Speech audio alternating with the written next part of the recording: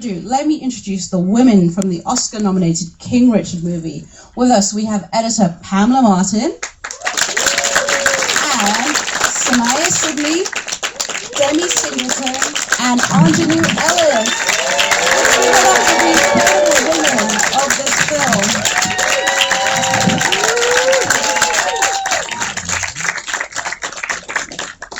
Queens sit before us. Wow. What an incredible film. Saniyya, Demi, incredible performances. Let's talk about your training. Incredible. What was your relationship with tennis before this even began, and your practice to become, to play Serena and Venus? We didn't play tennis at all, really. We both had to train for the film. I know, me personally, for one of the auditions, for the final auditions, the chemistry read, I found out that they wanted to see us play. So to prepare for that, I did 3 tennis lessons, each for 1 hour long, and that was all the tennis I'd played in my life before King Richard. So I thought it looked great on TV. I was like, oh, that looks so good, and the pros make it look so easy. So getting to step on the court and actually having to run, it's a lot. But at the same time, I think it's something that we were, telling ourselves that we were capable of. And it's one of those moments where you do something and you're like, wow, I actually can really do this. So that's kind of how tennis was for us. It was be involved in it. And you love it so much that you played it today, right? Oh yeah.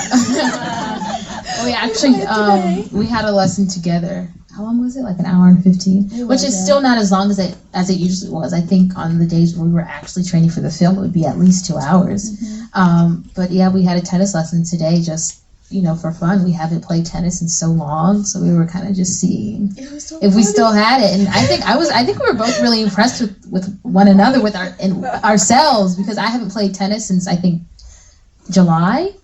So I was like, I'm hitting balls. Oh my God, I'm doing it. I was so excited.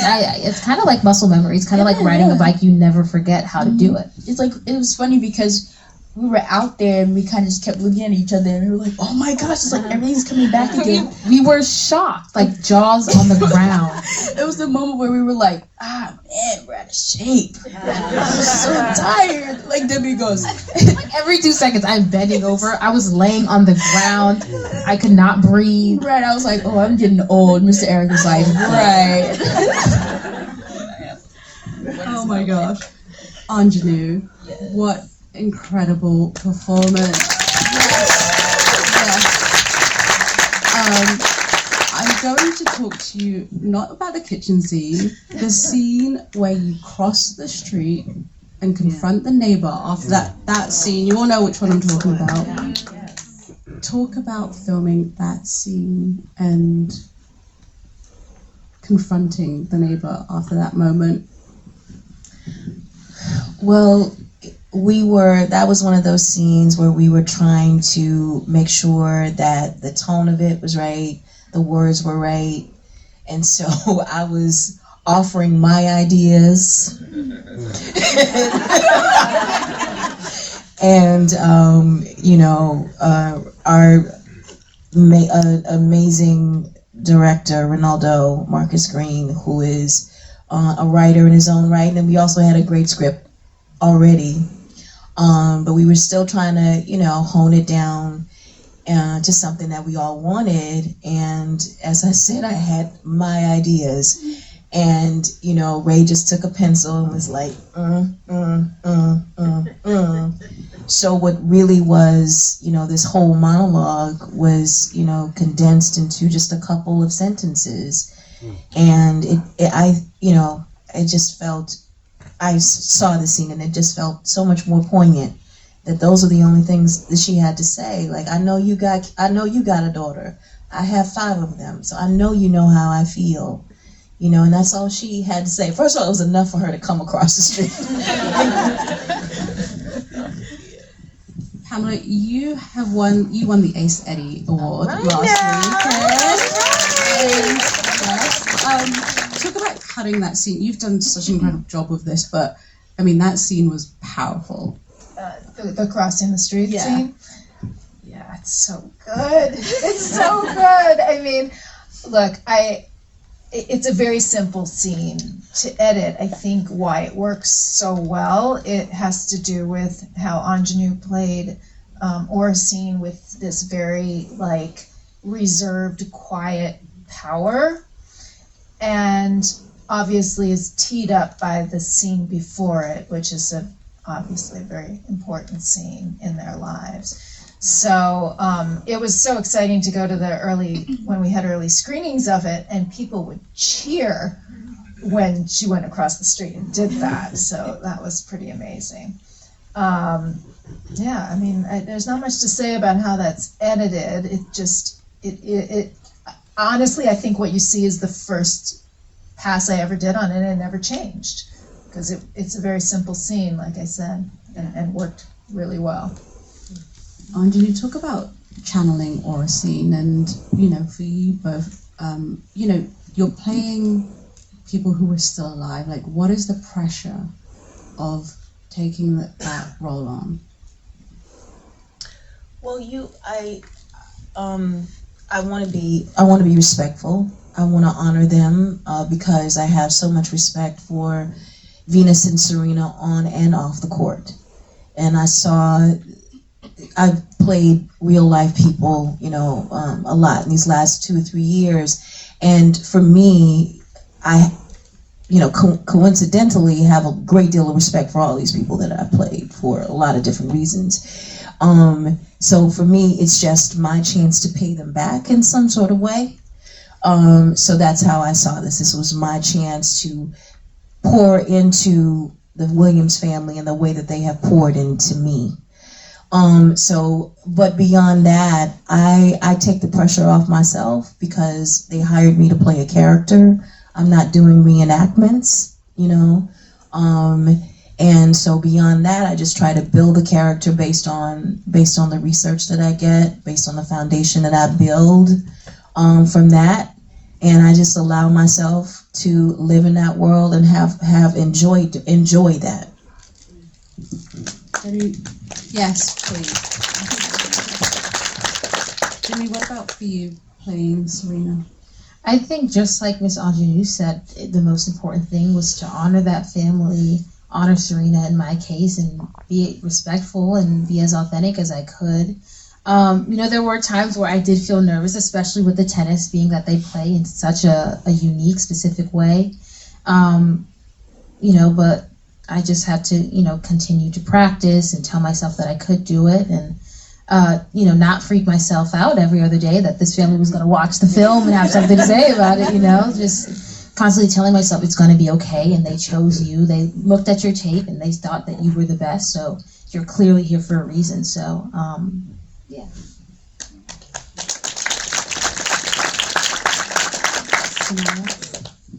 Oh man, I think, I don't know. It was definitely just like life changing. That's one word I'd say for myself. But I don't know. What I love so much is the love and the connection that Venus and Serena have.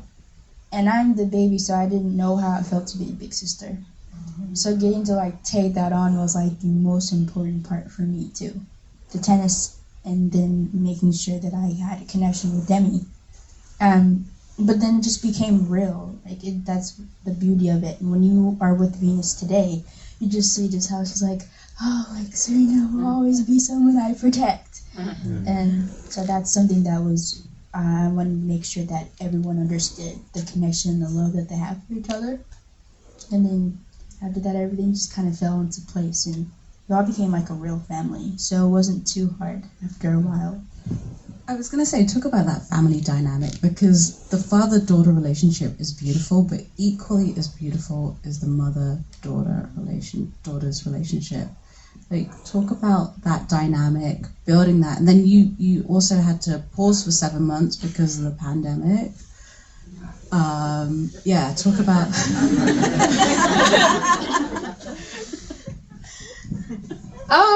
You know what? That pause was a lot, but I think in many ways, because they were growing.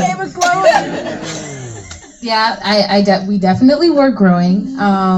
We were getting older and we were changing, so that was one thing. I'm a nervous wreck. The more I talk, the more I realize how nervous I always am. But that was another thing I was nervous about because, you know, I'd growing and there had been so much time that had passed, and I was scared that it wouldn't be the same. But I feel like in many ways it worked out, especially with, you know, the whole family dynamic situation, because over that time we kind of had more time to get to know each other, and you know, even though it was through a camera, through Zoom, we were able to build a stronger connection. Like Saniyya and I spoke to each other almost every single day for that whole 7 months, and in that time we learned so much more about each other, and you know, we just became closer. So I just want to say, like, there was just from where I was sitting and watching the dailies coming in, we were very lucky with when the pandemic hit, because we had filmed almost all of Compton first,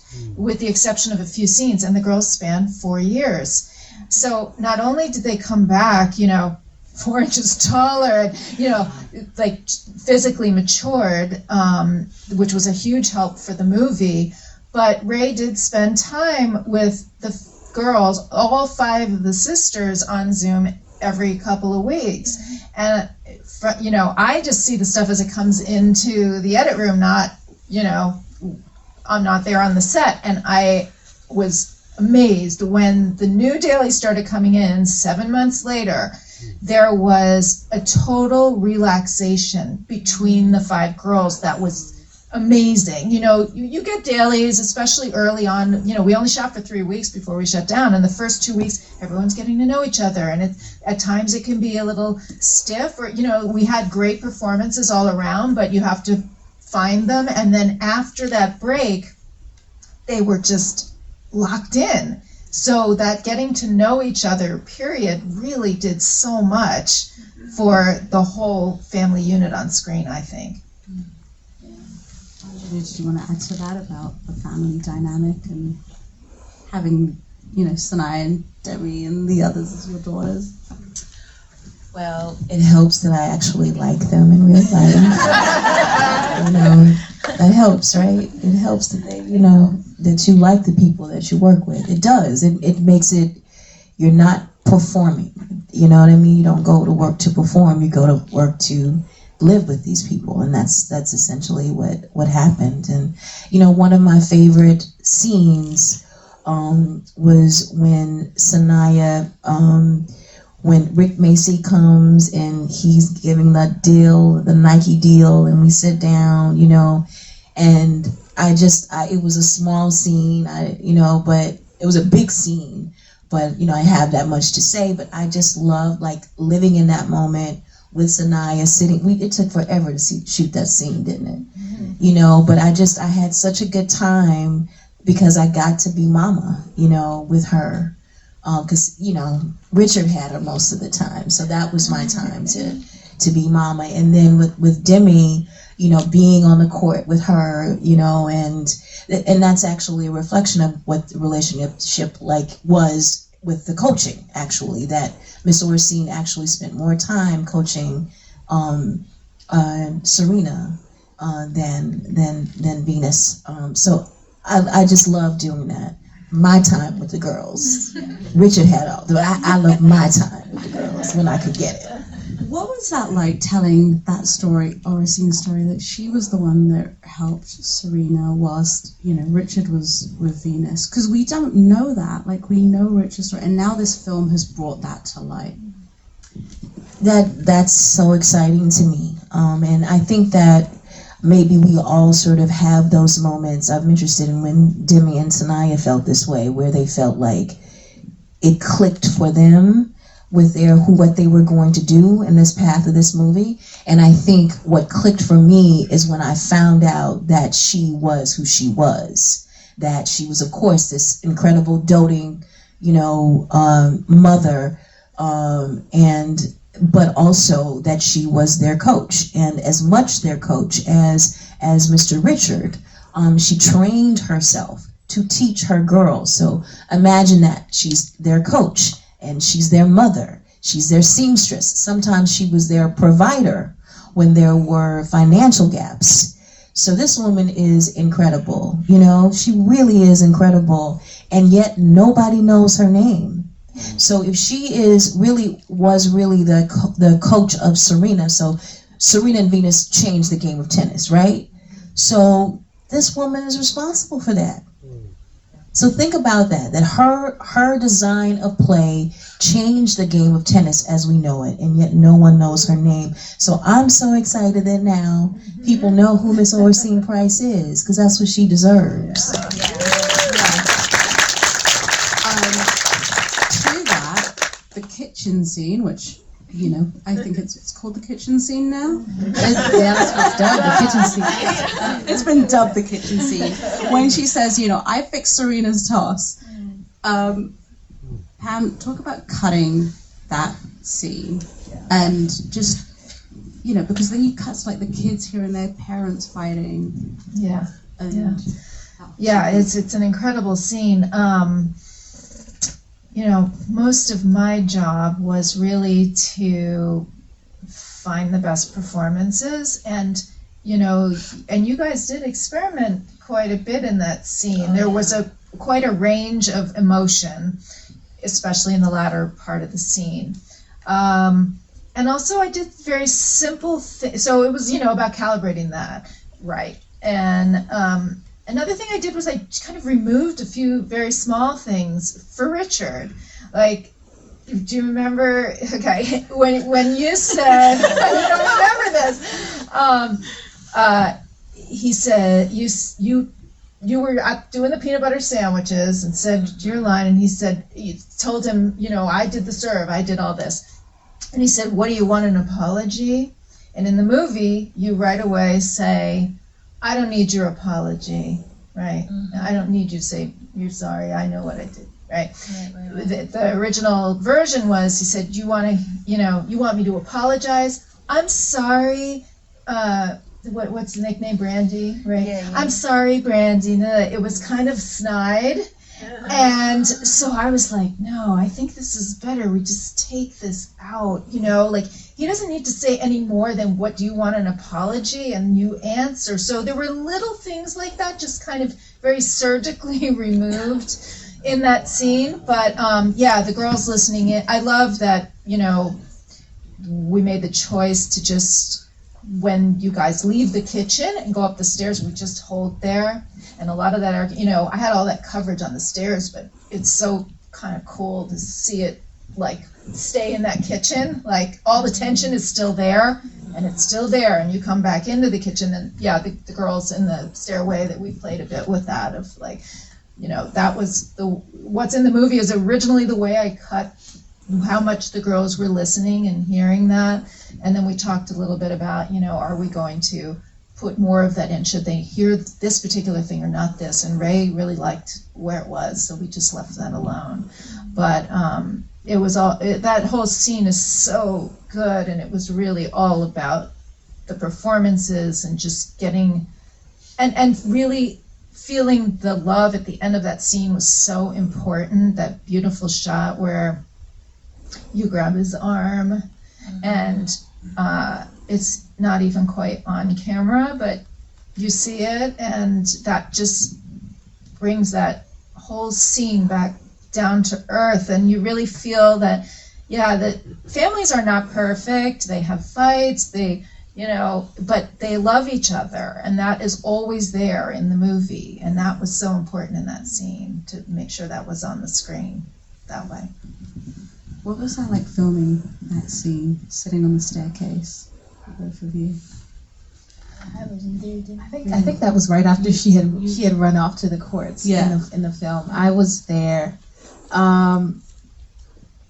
You know, listen. I think they were actually doing the scene while we were there, or they were rehearsing or something. So, listening to that, and you know, trying to channel that emotion, that was really important to me. You can clearly see that the kids are worried, that Serena, Lynn and Isha, that they're worried, and so that was something that was really important for me to show. I remember watching that happen. Like, The kitchen scene? Yes. Oh my God. We yes. were literally in school, and then we came to set. And Isha Price, their sister, she's like just watching and she's crying. And we're like, Isha, what's wrong? And she's just like, Miss Aunjanue. She's like, it's so good. And she was like, so amazing. And she was like, no, you guys need to sit down and watch this. Yeah. So during our school break, we went and we watched. And we'd watch the scene. We'd like sneak away from her. We'd be like, okay, let's go to Crafty. And we'd like kind of wiggle away from her. And then go to Isha. Like, okay, yeah, let's go to Crafty. And then Isha would like, come on. And she'd hold the iPad. And I remember the first time we were watching this, we all kind of just went like, ugh. Yeah. And then we were like, okay, that was great. And I remember Miss Aunjanue walking out, and she's still in it, and we just kept saying like, wow, how phenomenal. Just getting to like sit here and witness this. Like, but then I was a little scared to say something because she was still in it. So she walked out. She looked angry, so I was like, let's not go. No, she was just like, you did your job. You did your job. And I was just like,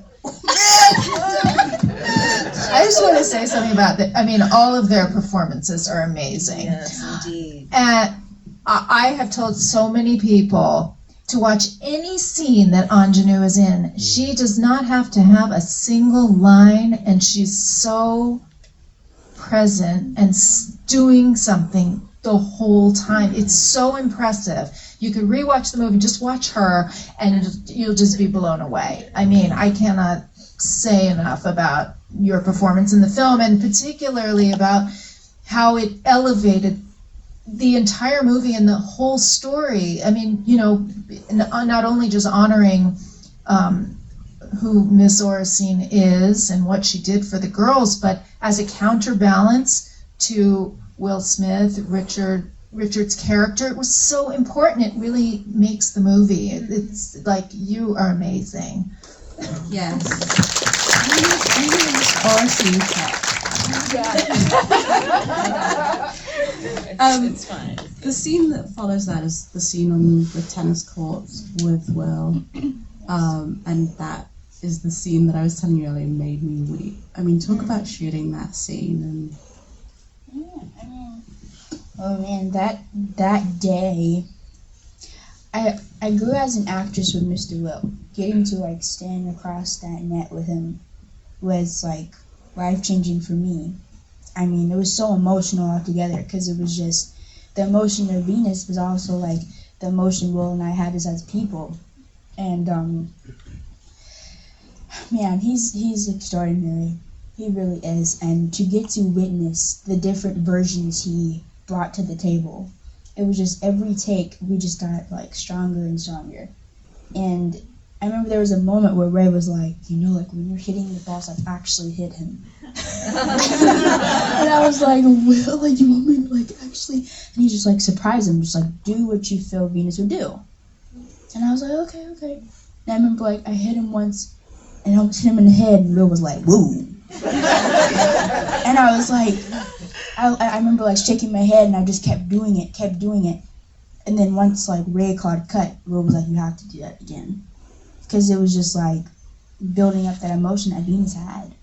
But no, yeah, he's amazing. Like getting to just see him cry. Whenever he cries, it's just like pulls out your heartstrings, and like he's just an awesome person just to be able to do that with.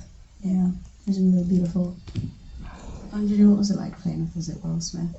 Well, I just wanted to say that scene gets me too, and what gets me about it is that what he says to you is that the whole thing about you're not just representing you, you're representing all the little black girls in the world, and that's what you and Demi are doing. Mm-hmm.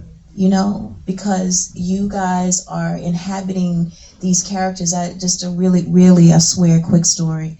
The night that the movie came out, of course my family watched it, and I have a little 9-year-old niece, and we're trying to push into gymnastics, and so she had practice the next day. So after they watched the movie, my niece sat in the bathtub, as she's a lounger in the bathtub, and she watched the movie again on her iPad. So the next morning, my sister said, okay, we're going to gymnastics, and my niece didn't want to go, Bowie didn't want to go, And my sister said, okay, what would Serena do? And my niece was like, okay, I'll go. Do you know what I mean? So that's the power of what you guys are doing. And that let's give them a round of applause.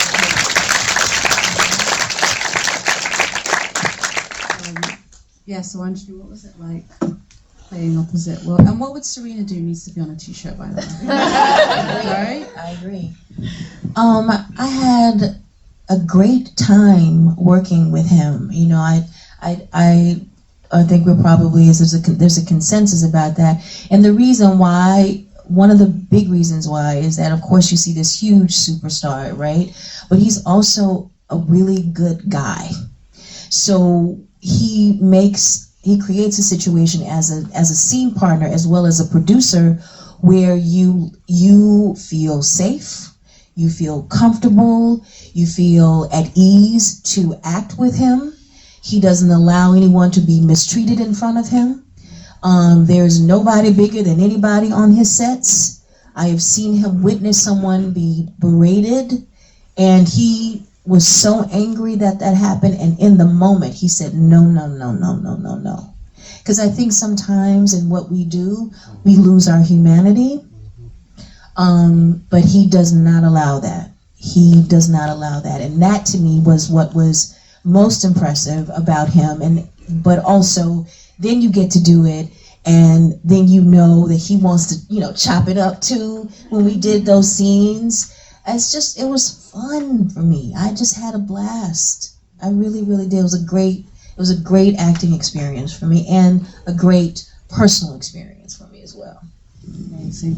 Okay, I'm going to take one or two audience questions. It's really difficult to see, but you in the second row, with your hand up. You, yeah. Oh, Can you keep your mask on too? okay, yeah. This is a question for Miss Pamela.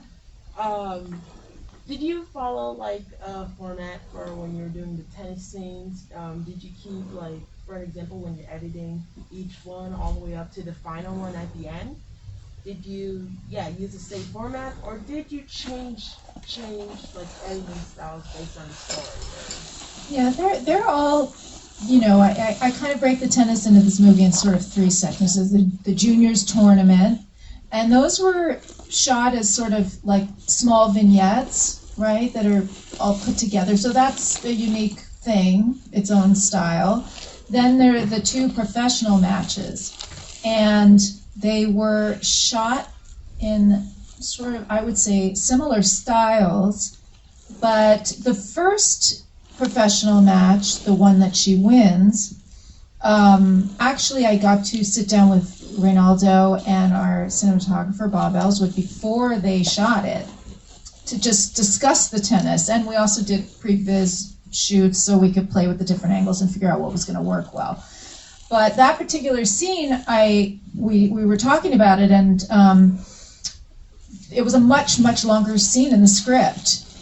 But once she does that serve, and it's described in the script as, kind of the moment where she's turned it around, I suggested to them before it was even filmed, I don't think you need the rest of the scene. Everything else, all those pages that come after, because you just need to tell the story of she turned it around and she did it. Now, in terms of this, so they dropped all that and saved a lot of time.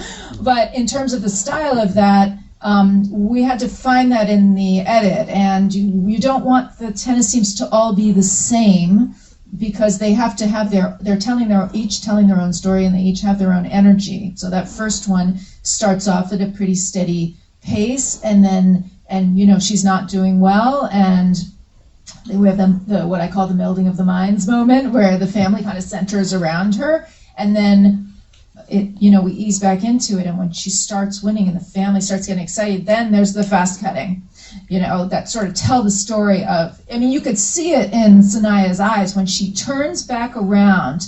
I've heard people in the theater too go, uh-oh, you just see how fierce she looks there, and like, okay, this could turn around, and then when it happens, we have the quick cutting, which was all, not, you find that in the edit room.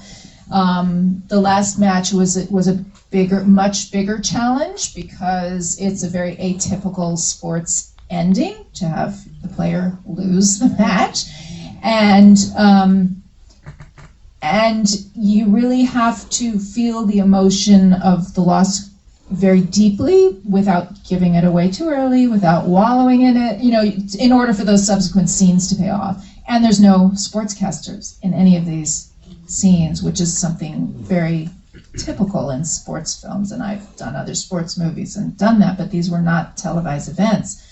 So it had to be very carefully calibrated with the music, cutting as if you're just cutting an action movie and you're telling the story and you're paying attention to the points of view of the different characters. And also that last match is very much the passing of the torch. It's now Venus's story, So I know this is kind of a long answer, but they're each unique in their own way and had to tell a different story. So the editing had to accommodate that, I guess. This is such an incredible story. It's a true story. So many people, after they see this film, have gone out and started playing tennis. What is it like knowing that this film, what you're doing, what Venus and Serena, Oracene and Richard have done, have now inspired people to get out there, get on the tennis court, and inspiring little kids to do this? What is that like for all of you? For me, it's funny because getting to kind of just open the door of seeing Venus and Serena at such a young age again, kind of see just how brilliant, Oracene and Richard was as parents. It's beautiful how they just allowed their children to, shine in their gifts. And that's what Venus and Serena do for children around the world. They did that for me, they did that for Demi. And, Miss Aunjanue looks up to them, so getting to see the generation of how many people they've inspired, that's what's beautiful to me. So getting to kind of just open that door again for little kids means the world.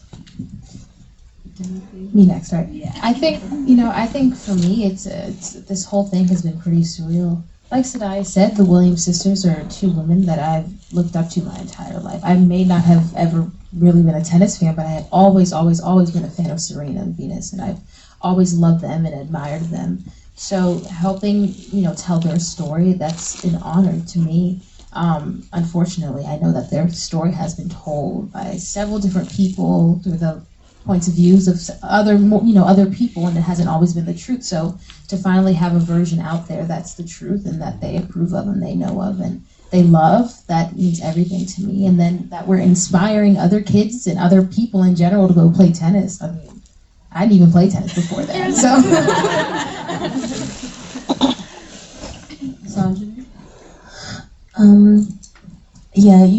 I'm with, Demi. I wasn't a tennis fan, but I'm Venus and Serena fan. I can't watch their matches. I just am nervous the whole time. Like I'm their cousin and they don't know who I am. But I am such an admirer of them, just as much of who they are off the court, and what they have meant in terms of how you can be a self-determined, liberated, proud woman, and particularly Black woman, and not compromise and not diminish yourself just because you're in an arena, literally in an arena that does not want to give you space at all. And they have shown that in the way that they have fought for pay parity, in the way that they dress the way that they want to dress, and really, confound the French people. I mean, they are walking emblems of who I want to be when I grow up, and I'm much older than they are. I mean, I agree with everything you guys said. I mean, to me, it's just such an inspirational story to see a family that, I mean, we all thought we knew, that we didn't, Richard, I am a tennis fan, and I just knew Richard as this kind of crazy tennis dad, oh, that crazy, kind of like a stage parent, right?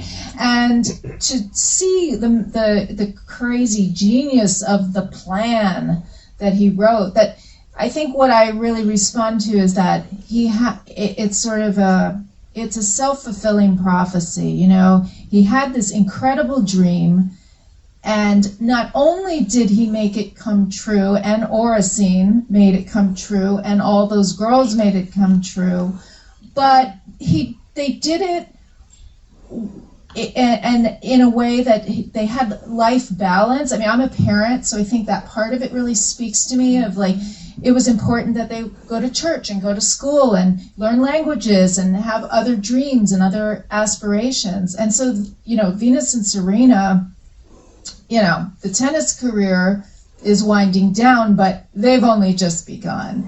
And I think people are inspired by that and by the message of, you know, you can have balance in your life and not be singularly obsessed on one thing, but be great at it. So. Well, thank you to the women of King Richard. Thank you all for coming out tonight. And this was the last King Richard Q&A. Thank you, everybody.